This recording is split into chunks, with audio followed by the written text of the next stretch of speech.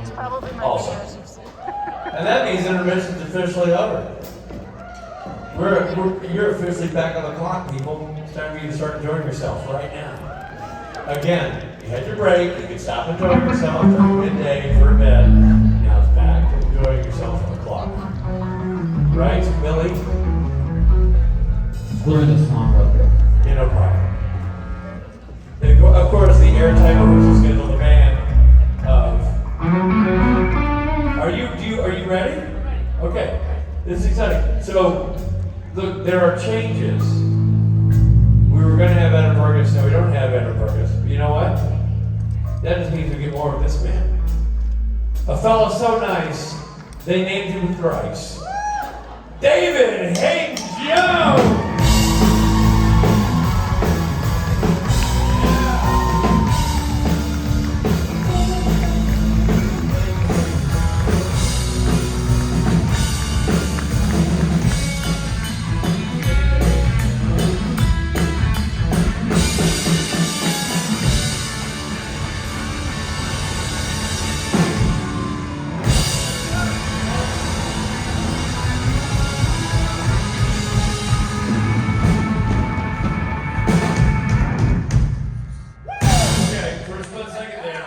We were the White Stripes because Mike has stopped playing. He just quit.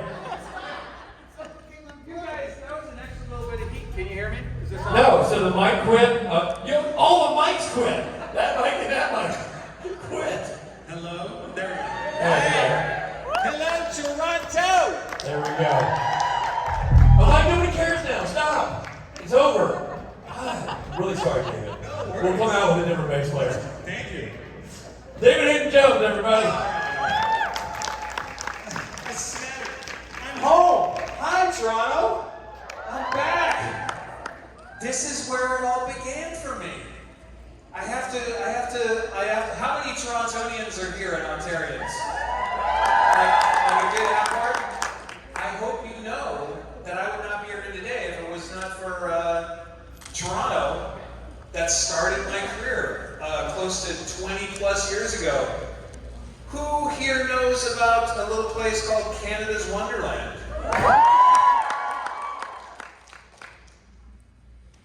One of my first professional jobs was a singer and dancer at Canada's Wonderland. So cool. Yeah. Do you want to know what shows I did? I did Hot Hits. Do you know what the big amphitheater where they have the live band? I don't know if they still do it. Do they still have the bands and the live shows there? Obviously, COVID changed. I said this in my meet and greets. There's an amp still on. That's what's happening. Can I turn this amp off?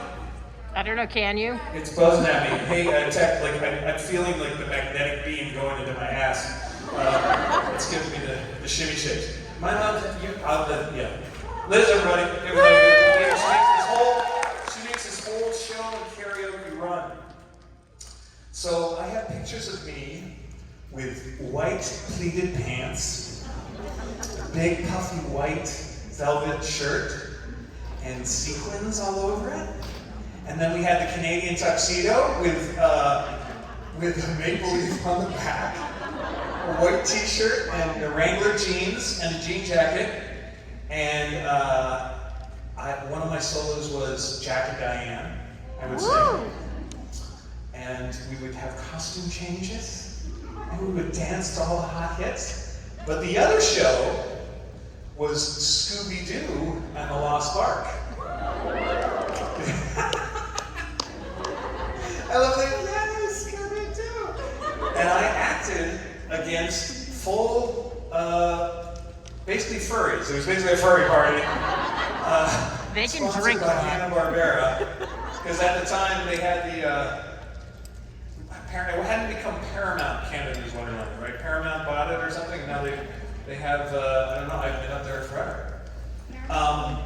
The other thing that Toronto was huge for me, is Canadian stage, is theater alive here again? Is theater still, is it coming back? Yeah. Okay, good, because Toronto was such a beautiful theater town. When I grew up, it was like, that's how I cut my teeth. I was doing live comedy. I did a little bit of Second City, but who here is fans of Kids in the Hall?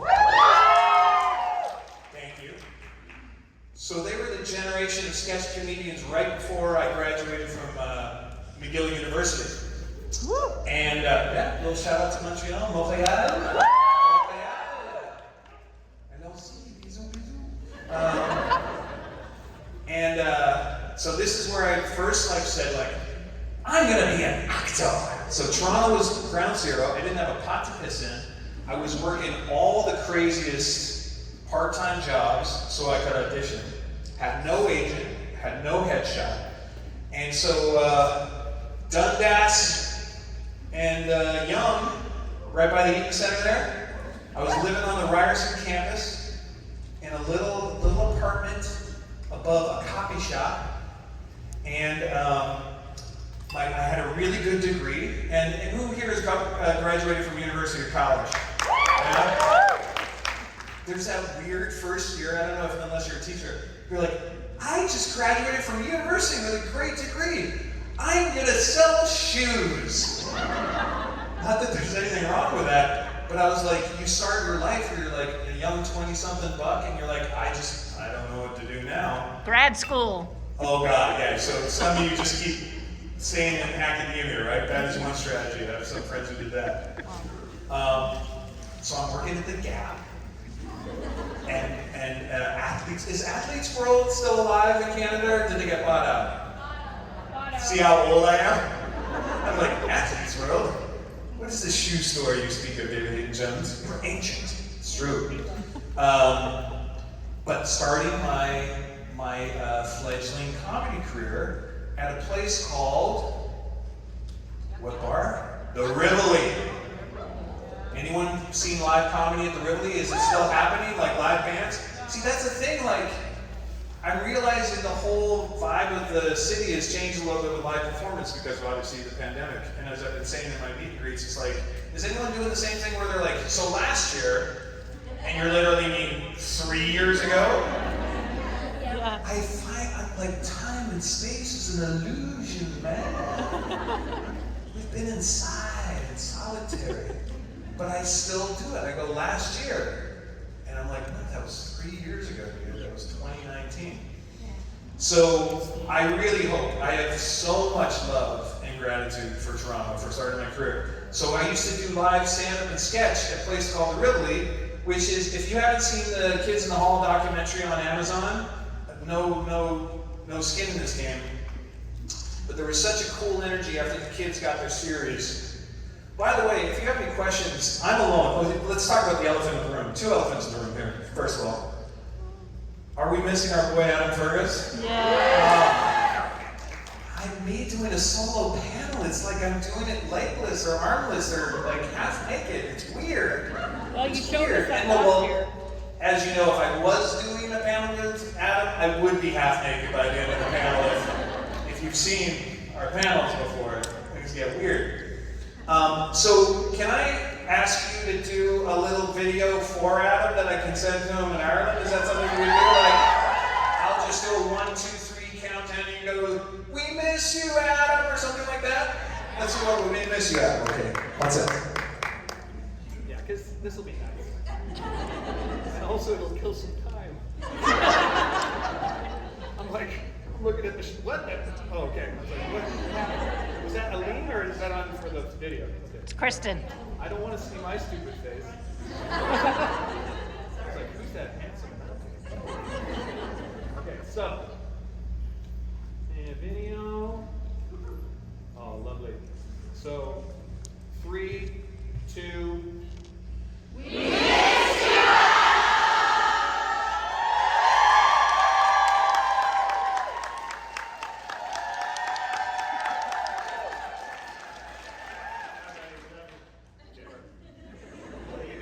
Upside down.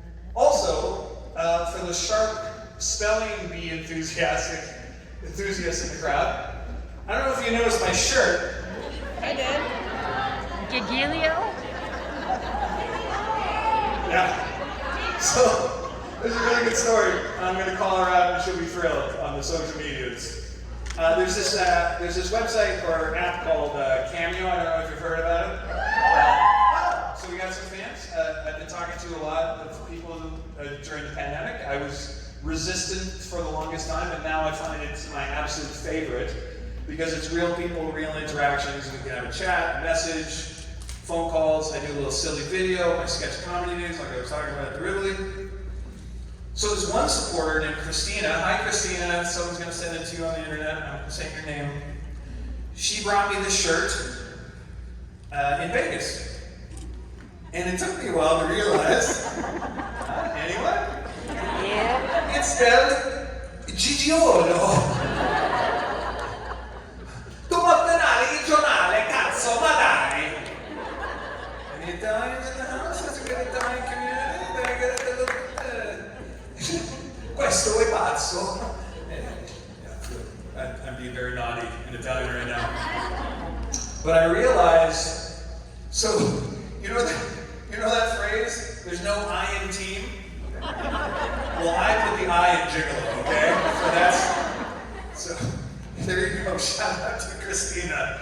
And I am now your Canadian gigolo. It feels so good. Yes, you're not so dirty when you say gigolo. It's a nice pasta with the cream sauce. Oh, no, hold on.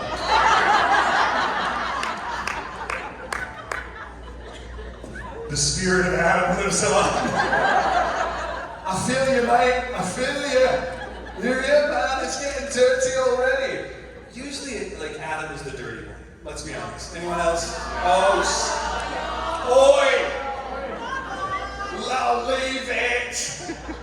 It's totally Adam instigating all naughty double entendres all the time. I am a single dad Hallmark boy, and we're going to keep this very Christian and clean for the rest of the next 3 months. Right? Who wants a Hallmark panel? Who wants a naughty supernatural panel?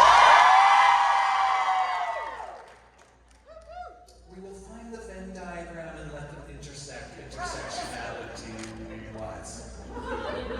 It's an inclusive space. But honestly, what happens with Adam and I, people get nervous about coming up to ask questions, and then by the end of it, the line gets courageous, and then we run out of time. So if you've ever had a question, because I'm going to have to take all the questions, please don't, good. I like that energy.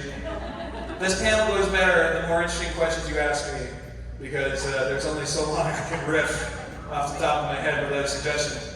The other thing I want to just do is shout out to this lovely, lovely city that I adore, have so many good memories of.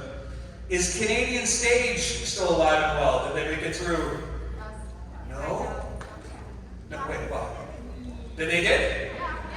So, you know, we live in this digital age where theater, even in my day, right before YouTube and then streaming and all this stuff, it's really hard for theater to get eyeballs anyways, but Toronto was always such an amazing theater town. I'm just going to say this as an artist and someone who cut their teeth in theater and live comedy. Now that the world is opening back up, please go see a live show, turn your phone off, go see some comedy, see a live band, go see a play. Please support the next actors that are going to be on your favorite show. So that's my little, like, yay acting and doing funny things. Little pitch. So we'll start over here. Hi, what's your name? My name is Lisa. Hi, Lisa. Did you get a microphone? Hi. Hi. So back in 2019, 1 year ago? you and Adam gave me some amazing advice when I asked about getting into acting. Very eloquently worded. I absolutely loved it. And this year, my question is, as an actor, when you arrive on set, what do you look for as a vibe from your fellow actors that lets you know this is going to be a great work environment? And the other end of that spectrum, what do you hate to see in a cohort? Oh, gosh. Well, as I say in my family, we don't use the H word. It's a toxic word. Tell my daughter we don't use the H word. We can say we don't like it. It's not my favorite. I'm just being a dad right now, sorry. That's the Hallmark in me coming out. Let's not use hate. Well, the first question is, where's craft service? You gotta know where the snacks are. Do you know what craft service is? Is that too inside? Craft service is the beautiful, abundant table of food that keeps the crew going during a 14 to 15 hour set. So it's basically the land of snacks. And what you realize early as an actor Oh, those snacks aren't for me. Because I literally put on 10 pounds in my first movie. I was like, this is delicious. Look at all this Canadian confection. Oh. And there's like, you can see frames where I'm like, oh, there's Spent Dave, and there's like Snack Dave. That's kind of interesting. Maybe only I can see it, but I was like, that wasn't near the end of the movie, and that was at the beginning of the movie. I was like, okay, so there's a lesson. Well, I'm a big believer in every set culture, every show is like your first day of school. Have you been on a few sets now? Not yet. I don't think you're still studying? Well, pandemic, yeah. You guys gave me the advice in October of 2019, Right. and then the pandemic hit. Perfect. So I've just been in class so far. Yeah, okay, good. Well, the first thing you want to do is such a collaborative art form. You want to lead by example, but also it really is every show, every set is its unique culture. So you always got to sort of like see where the vibe is. You also want to see if there's a sort of class structure. Because I don't know, who here has ever been on a set or watched film made? A few of you? A handful? I mean, because it's a big film in TV town. But even if you've done background work, you get a call sheet. And the call sheet is all, I don't know if you know this, it's all organized around military time and military categories. When they first developed it in Hollywood way back in the day, post-World War, or in the middle of World War II, and created Louis B. Mayer and all that stuff, they based all the departments on military organization and military time. So when we say when we're filming a show, we're in a creative army, that's literally from the paradigm of the military. So there is hierarchy, there is status, potentially if there's a lot of egos on set. The nice thing is, and this is actually not pandering at all, and I'm sure you've heard it many, many times if you've been at panels before, or conventions. This is one of the kindest, best, most collaborative show from the top down, and that comes from J2M, 100%, and the executive producers. It is one of the kindest, most collaborative, fraternal, maternal, paternal sets you can have. I mean, and just Jensen was like, hey Dave, where are you from? And the boys were just like, what's your story, man? How are you? Welcome. And it was just buddy love from the rest of it, and then just play. So we're super extra special to have had that culture on this show. And I think, talking to you individually, and I think as a group, you feel that family collaborative energy come through the show, right? Yeah. Do you feel that for real? I think that's one of the powers of the show, and why it still matters to you. I think you feel that authenticity through the screen, right? Like you get that it is a very collegial group, even when we're playing enemies. You know, like there's still that sort of wink and a nudge that it's great, wonderful make-believe with a great fraternity. And then when we get to hang out with you, as the audience, this incredible, wonderful, I call it, this is like half circus, half family reunion, I call it now. I call you all the cousins, these third and fourth cousins from all over the world. So to get to the essence of your question, you have to lead with humility, I think. Read the room. I've also been number one on the set call sheet, right? I've been everything from number 57 on a big feature film to number one, and everything in between. And I don't mind the status. I don't like status games. I don't like hierarchy. But there is, you have to also respect, like, who's there. The director's boss, the producer's boss. You got to respect your bosses, and you got to respect the leads of the show. So what you do is you lead with humility and lead by example. Show up. And again, it's just like any job. You want to be good at a job? Show up on time, be polite, be courteous, be collaborative, and respect your coworkers. It's not that different than being good at any other job, right? The thing I HATE sometimes on set, and I've been very fortunate. You all hear the stories, I don't know if like back in, do tabloids still exist? I mean, tabloid media still, I guess it's like for clickbait now, BuzzFeed, HuffPo, whatever all that nonsense. Celebrity gossip. The outlier gets all the attention in news now, right? has for the last 10 years. It's always the outlier, the crazy story, right? The crazy behavior on set. There's some kooky personalities in Hollywood. Let's be honest. There's some narcissists and some egoists. And when they are not at their best, it can be really unfun. Knock on my Mountie hat. I've never really experienced that. I've had some just incredible co-stars and collaborators and whatever. But again though, I think you could work at an office building in Young and Bloor and some alpha douchebag, right, in a high-end suit could be giving everyone grief in the office. It's no different, right? I mean, hell, I did road crew for a while. Brad Weed, sorry Brad, freaking right there, buddy. He fucking Dave picked it up a bit there, pal. This is my Alberta accent that's coming out now. I'm in Alberta PTSD. Mother effer for your homework, folks. I was on the grass cutting tractor. He threw a beer at me. He was my boss. Did you deserve it? I was cutting grass on the tractor.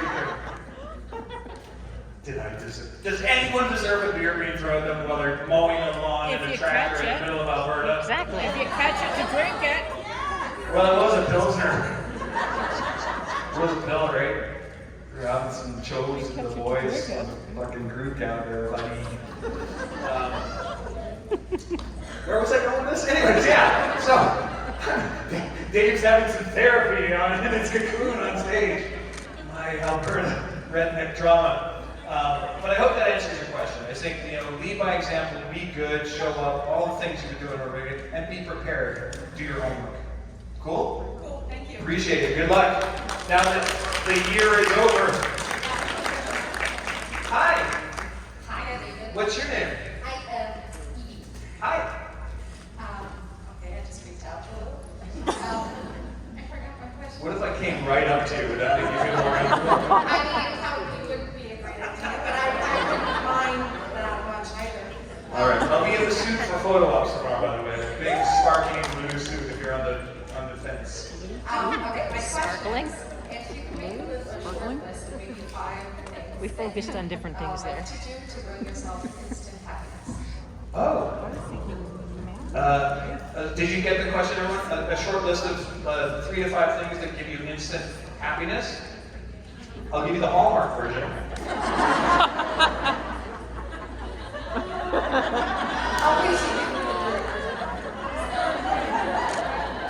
I'll see you later on Cameo.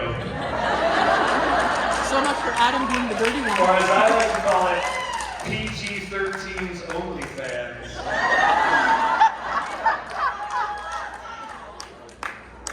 So like butt stuff?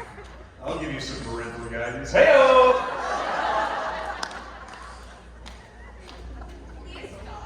Wait, I'll stop. Who said stop? Thanks, Mom. My mom, everybody, give her a round of applause. She's like, if I have to clean up on your bed one more time. It's nature, folks. It's nature. The reason I made that joke is because in my meet and greets, we have a lot of moms having teenage boys right now, and it's a problem. It's just a problem. It's just a problem. Nature. Nature, we are just hairless apes, barely not throwing our feces at each other, let's be honest, on any given day. So, to your question, on a very Hallmark feces throwing special. Well, I'm a single dad, and the best job I have in my life is hanging out with my daughter, and that is instant joy, man. Be present. Be present with your child. It's hard to do, and one of the upsides of the pandemic, we have to reframe for possibility and goodness and gratitude. I believe that. One of the best things about that pandemic was really being able to hang out with my 5-year-old to 7-year-old daughter the last 2 years. And I was saying this, what? I was going to say 5 or 7. Over the last 2 years. No, over the last years. She grew up. People age. People age. beautiful Yeah, so, minds. I know. We're a little bit Exactly. We're in the time warp, man. It's like, what's happening? But I was saying this, I ran out of time in my meet and greet because I'm a chatty Cathy, if you can't tell. I really wish the world could harness the energy and joy and spontaneity of a 4 to 7 year old girl. Like that douchebag at Young and Glore in the suit, power suit. If you asked him, like, would you get some copy or paper? Like, sure. Oh my God, she skips and prances into every room. Like, oh, let's do that now. She sings all the time. So I sing with her. I dance with her. We have dance parties. So that's instant joy. So I love to sing and dance. She loves to sing and dance. And you just turn the phone off and you just be with them. The other thing I really like to do is go walk in nature. Hike. See some nature, look at birds, look at flowers, put the phone away, connect with the trees and the flowers and the bounty, and look at the clouds and really just empty your mind. Big yoga guy. Love yoga. Yoga people, yoga folks, handful. When you do a 90-minute yoga, like really, and you give into it, and you do your shavasana, you can't be stressed. It's amazing. Like physiologically, you're just in this blissed out, all natural, sweaty state. So that works for me. And then random acts of kindness, which I know this fandom is a big time, and Misha is literally institutionalized. Yeah. Although I'm a little worried, like, cause I'm like park ranger Dave. I was also a park ranger out in Calgary for 3 summers. Hence my hat. I really do believe in old school, just like being kind to random strangers, paying it forward, all that sort of stuff. And so, like, there was these 2 women on my flight who were struggling with their bags to put them up. They were short and whatever. And I was in this like almost like paralyzed state that was like, am I going to be a mansplainer? Am I going to be a gentleman? I don't know. It's dodgy, And then I'm just like, I'll just be a human being. I'm taller. Let me just put up the bag. And their gratitude towards me were like, that is so nice. Thank you so much. What a gentleman. I was like, oh. Thanks. I mean, like, I hated that I had to be in my head about it though a little bit. That was kind of a bummer. I was like, can we just be humans, be nice to each other? Is that a baseline we can all kind of agree on? Right?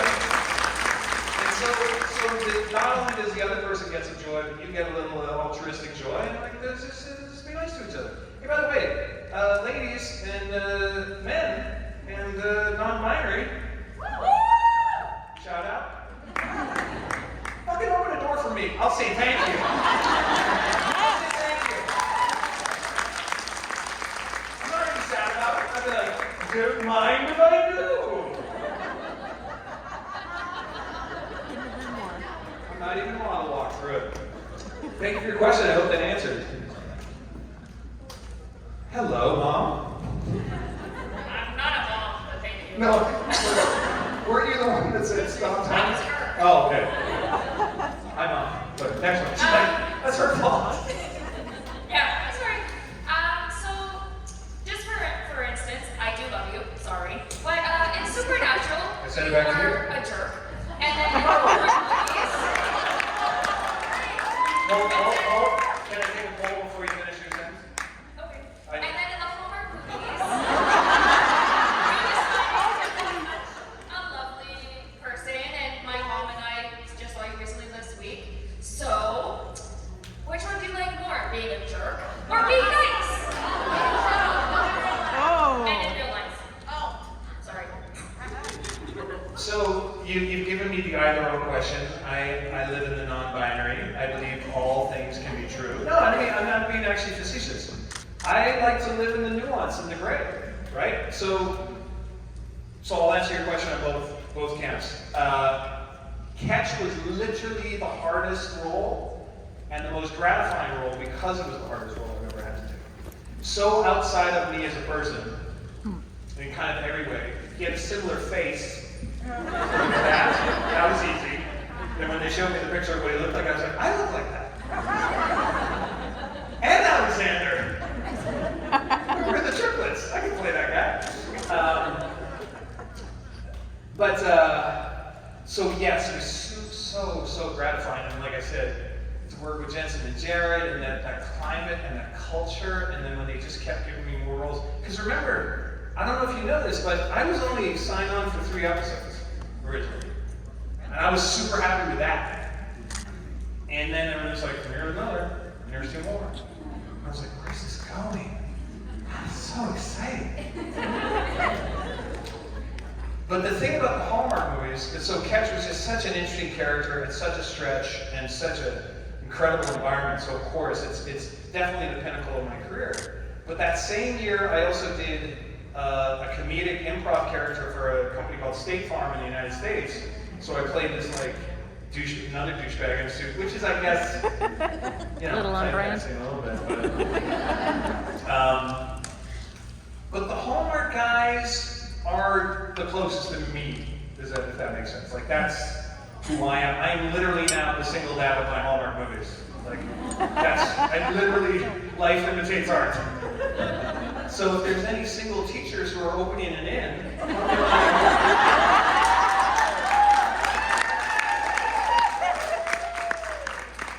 you can find me cutting down Christmas trees at my autograph table later. I'll be dressed in flannel, and I'll be mourning the death of my wife. Well, hey, I like that. Hey, listen, I mean, Hallmark's getting more proof positive, which I appreciate. They're definitely folding in more non-traditional. You know what you still can't be on Hallmark, though? What? A divorced man. Isn't that interesting? They're letting women be divorced in Hallmark, but the man always has to be a widower. Isn't that wild? It's like, okay. I just think, you know, everyone's got a story. Let's just all be human beings. We're just looking for love. In all the wrong places. I love that But song. thank you for your question. So I love all my jobs. Every job is a good job, and I just approach them kind of differently, if that makes sense. Are you going to be in any more Hallmark movies? Yes? That's the hope. Yes. What do you think? Should I do more Hallmark movies? I almost was on one. They had me on hold for 3 weeks. And then someone way more handsome and famous than me decided to take the role.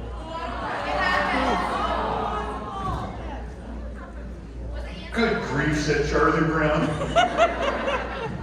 But look, they have me in the fold, and one of the great things about these conventions is, which I just never would have thought of like 4 years ago when I first started these, was that there would be a Venn diagram overlap of Supernatural fans and Hallmark fans. I would have thought they would be totally disparate. Now, don't get me wrong. There are women who come up to my autograph table like, I fucking hate Hallmark. I will walk you. Everyone, my girlfriend tried to get me to watch that shit. I won't walk you. Except I don't have a southern accent. And then, that's in the South, obviously. I hope you. Like, what a great German accent, dude. Good job, man. Good job.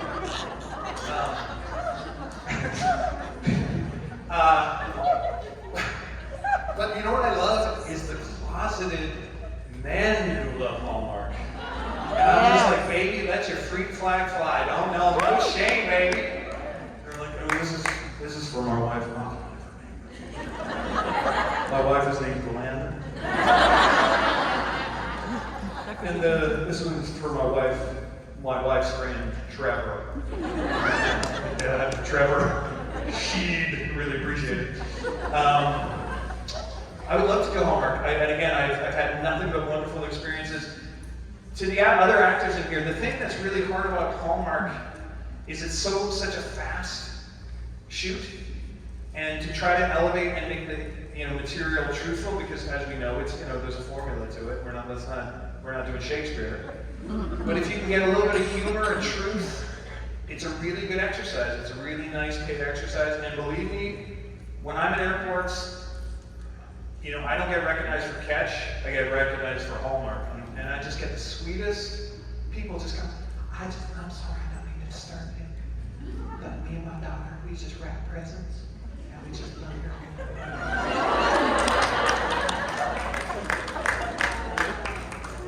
Who doesn't want that lovely thing to happen to you? And I'm so we open my door, bitch, because I want to walk through. There we go. And my luggage, put that up for me, I'd appreciate it. Kidding. People are so nice in person. In person. Yes. Hi. Hello, how are you? Very well. So my question is, what is your current telephone ringtones? That's a great question. I think it's really. Don't remember, let me know, I can call you.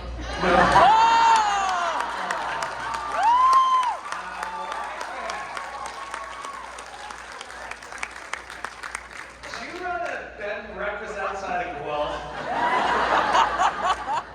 Because I think there's some trees that need cutting down right around that parts. I don't know, I'm so southern, I'm in Canada, I should let my Canadian out, right? Great, right, buddy. So, I think my ringtones are so boring, because first of all, I have my phone on completely non-reactive. I'm that guy who's like, robot, you mind your damn business, you're gonna be face down in a drawer charging, and you're on silent. And so I think the only phone calls I get through is if it's family members calling me twice, and in that case, it's an emergency. So I think it's bum bum bum bum bum bum bum bum bum. So boring, so default, but I don't care. But does anyone remember the LG flip phone? Yeah. Remember that silver little sleek little bastard? It was like the next generation from the black Motorola flip phone with a giant battery on the back. So my pimp ringtone that I had for the longest time, because that was the first phone that I knew of where you could customize your ringtone. You could download the Verizon ringtones on your LG. I had Word Up by Cameo on it. Dum, dum, dum, dum, dum, dum, dum, dum, dum, dum, dum. Okay, pretty lands around the world. I was like, yeah, I got them all. I'm just gonna let Cameo play for a little bit. Isn't that interesting? Cameo. Would you look at that? Yes. Thanks, Mom. I love looking at the camera over there. But I think I may need to customize that back to Cameo now that it's out of it. I was like, Word Up is a great ringtone. Word Up! Yes, Word Up. This is Hadyn-Jones. Word cheerleader, said the white boy from Canada. Thanks for your question. Hi, it's your turn! It's my turn. Get it! Okay. You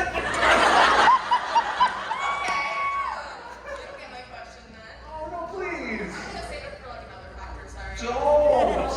I want it. It's just my 4-year-old learns to whine. Is your 4-year-old whine? My cornhole. Your line. child. Your child. You have a kid. I have a child, yes. Does she whine sometimes? She doesn't. I'm so lucky. They were 2 learn to whine.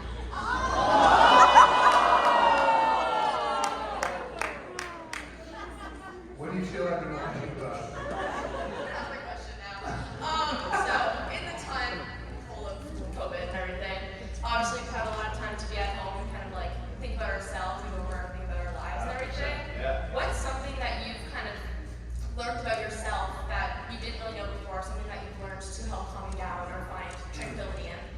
Well, that kind of goes to the joyful moments. So 100% that. I've always been trying to, and this, sorry if this gets too spiritual for you, but just indulge me for a second. I don't have to be clown guy all the time. Although that guy is kind of fun to hang out with. I really, simplicity. I'll actually have an interesting story to tell you. So I've been working hard. It's really hard to be an actor in a very narcissistic, ego-driven business and try to work on being ego-less. Now, we can't really ever get to lessen ego because there's ego is a spectrum, right? There's positive, driving, hardworking ego, and then there's like, look at me, look at the me. And obviously I'm on stage being like, look at me, but easy. But I also actually am, like, believe it or not, like kind of an introvert when I'm not working. So I like quiet time. I like and don't fear my alone time. So I think in some ways I wasn't as affected. Again, just really intimate time with my daughter. Really that just keeps it super simple. And honestly, I believe I've had a lot of horrible things happen to me last year and a half, family and personal wise. We all got a bag of rocks, right? However, I think we all have the brain and the attention and the soul to do a gratitude list and do the gratitude practice and reframe for possibility. Because I think if you meditate and you take some time and you sit down with a piece of paper, I bet you could write 5 things today and every day that you're grateful for, even in the middle of absolute shut.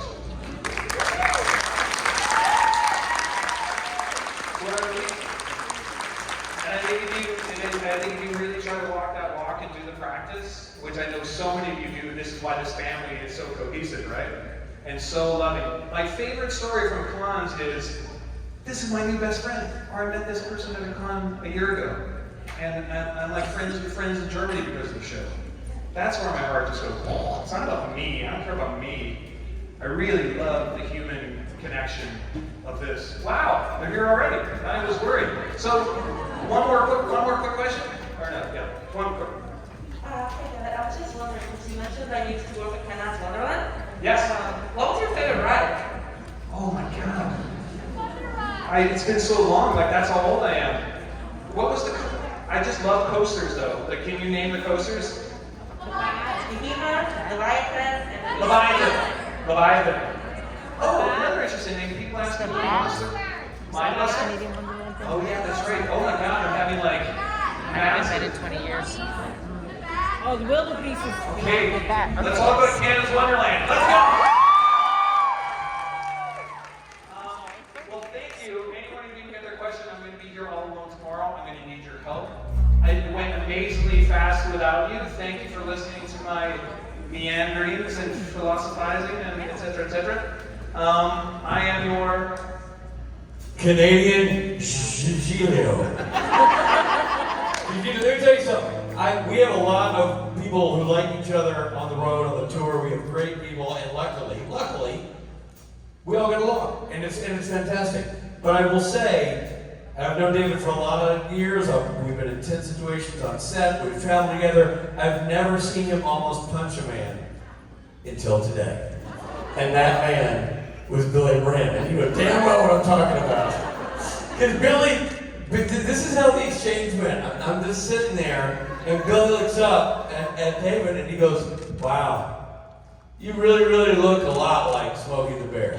And David took a beat, which in that beat, what he wanted to do was punch Billy in the face. Out of his own sense of patriotism, he literally looked at him, he said, "Or a Mountie." And the parenthetical was, "You dumb American fuck." And it was my favorite moment of the weekend. I dare anyone to top that. It was magic. Because David handled it so Billy was like, "Hey, took all of a cartoon character, he friends." It was something. It was great. And look, and then they still get along. They're laughing, we're sharing a time. Hugging. Ah! Look at that. A guitar player and a bear hugging. Ladies and gentlemen, a man so nice, Hadyn-Jones.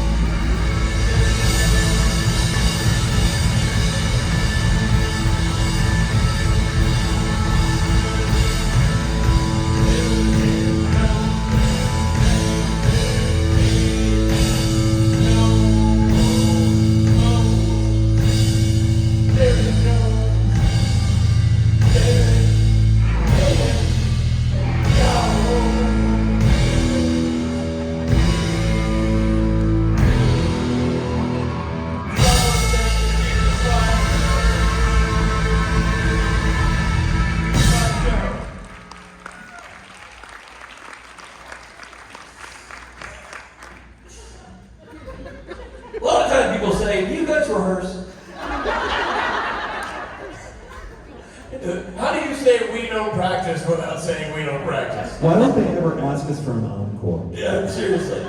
Oh. Lies. Now,